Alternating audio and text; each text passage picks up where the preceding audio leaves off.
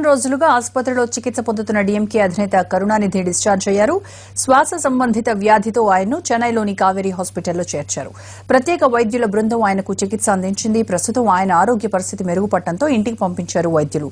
కళింగర్ ఆసుపత్రి నుంచి డిశ్చార్జ్ కావడంతో డీఎంకే శ్రేణులు ఆనందం వ్యక్తం చేస్తున్నాయి. చెన్నై నుంచి మా ప్రతినిధి కార్తీక్ మరిన్ని వివరాలు అందిస్తారు.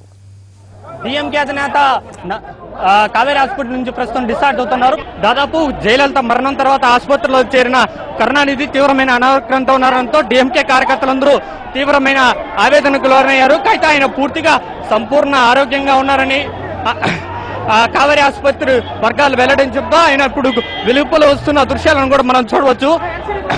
ఆయన పూర్తిగా కోలుకుని ఇంటికి వెళుతున్న దృశ్యాలు కూడా మనకు కనబడుతూ ఉన్నాయి. ఆయనతో పాటు వివిఐపీలకు సంబంధించిన వంటి వారు కూడా వెనకాల వాహనంలో వస్తున్నారని చెప్పవచ్చు.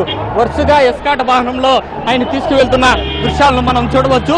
పూర్తిగా అభిమానులందరూ ఆయనకు పూలతో స్వాగతం పలుకుతున్నారని చెప్పాలి.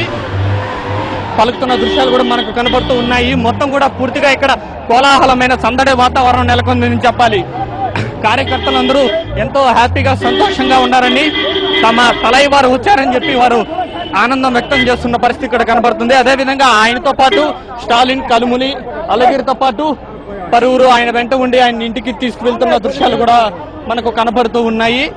మొత్తం కావేరీ ఆసుపత్రి అంతా కూడా కార్యకర్తలతో నిండిపోయిందని చెప్పాలి. డీఎంకే కార్యకర్తలు సంతోషాల నడుమ కరుణానిధి ఇంటికి చేరుకున్నారని మనకు చెప్పవచ్చు.